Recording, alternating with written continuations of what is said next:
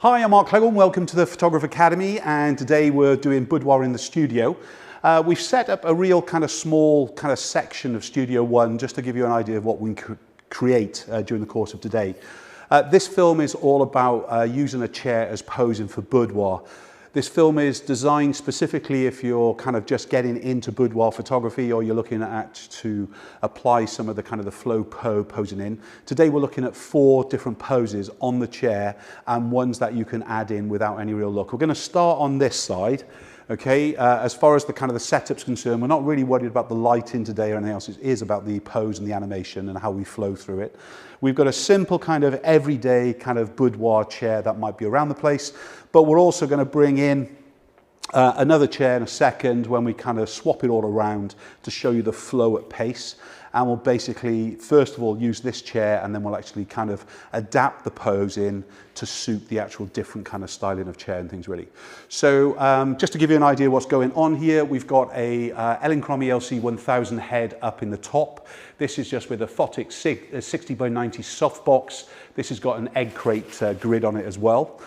Behind here, up on our window, we've got a small Lasterlight by Manfrotto highlight, and that is going to create a more of a window light effect. That's so we can shoot any time of day with like a window light. Yes, it does hide all my beautiful kind of church stained glass and so on, but the reality is if you've got to shoot throughout the whole day, you need consistency of light. We're working with an aperture of f4 here. This is set to 2 stops left, so it's just adding a little bit of fill, but this is not about the photography. This is about the posing, okay? So as I said, we're going to be doing 4 poses all based on this chair to give you a quick start for flow. Right, let's bring Kelsey in and we'll kind of get going with the 4 poses. So we're basically just going to run through the flow. So I would tend to actually work from a kneeling position or a sat down position, get back as far as I can. Where possible, I usually use a 50mm lens. In this case, because the space is small, then basically I've got to revert to my 24 to 105 just to allow the spacing around the image.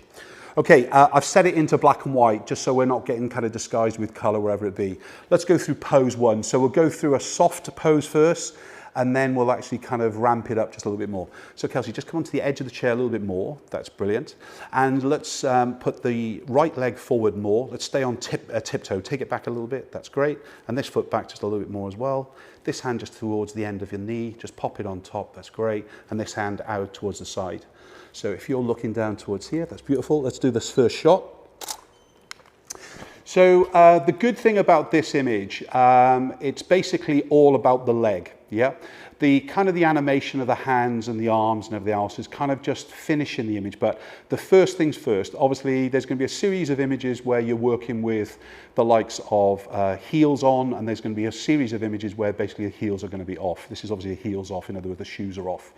This front leg, as you can see, is basically our leading line, and one of the reasons to be low down is to exaggerate the length of the leg no matter what. The light is high, so it's going to basically split the thigh in half, shadow and light. So that really does help us kind of bring more dynamic kind of imagery, whether it's in color or black and white, of course. The hands obviously depends on the type of the chair that you've got. You're going to have some chairs that have arms on, some that you're not, and obviously you can use the hands onto the edge of the hands on the edge of the chair arm or whatever it would be and things. But from here you can change quite a lot. All right. So when we move across to this side of the set and we kind of do the flow using these, we'll not just do the 4 poses, but we'll show you how to flow from each of these into a slightly different pose before we then move on to the next section of the posing. Okay, so there's our first image. Let's go a little bit more kind of 60s. So let's kind of turn towards me, legs quite apart, hands down towards here, really leaning forward to me more. And the head's going to be up and looking out towards here, please, Kelsey. So again, once more, low down. Now this is very much into the crotch. It doesn't matter if you're kind of showing more of the crotch with light. What we've just got to be aware of is the kind of the pose and how it's going to start to allow us to flow. Once more though, for me to exaggerate this, come down lower, come on the edge of the seat just a little bit more, pop those hands just on top of each other, head off towards here again. Okay, so once more we've got a more dynamic image, not just from the light in, but kind of the raunchiness. As soon as the legs are open, we're kind of getting a little bit more kind of the erotica kind of thing with it. Let's make sure though we're extending those legs. The lower down we are, the more the feet are on the toe. This is where we could do the same shot with shoes on, in fact, but it's really down to you. The first things first though, as far as the hands are there to hide the crotch, that's what we're doing. Okay, let's go into the third pose, and we'll turn around for me and just straddle the actual chair, if that's okay. So this pose again can be developed, which we'll show you in a minute. But remember, these are my 4 kind of basic, simple entry level to get the basics of the flow for first of all.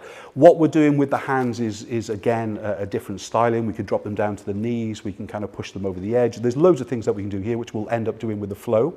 But to begin with, this is the kind of the butt just turned away. So I'm not a massive fan of when both cheeks are kind of flat onto the camera position. I much prefer with this turn of the body. But you notice we haven't turned the chair at all. It stayed in its position. Kelsey, let's just stretch the arms across and lean down towards here. That's cool. And let's do the same shot. Okay, so now once more, we've exaggerated the length of the lens. We've given a great shape butt.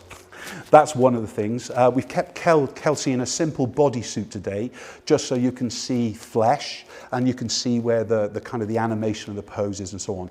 But as I was saying to you, you could easily change this image. Kelsey, just go with a cross arm and just drop your head down again. Okay, so if you needed to hide head for any reason, you can drop the head down fully and you don't need to change the pose at all. Okay, so we'll get that through the flow. Let's just do the last pose, which is, if you go to a kneeling pose onto there for me, please.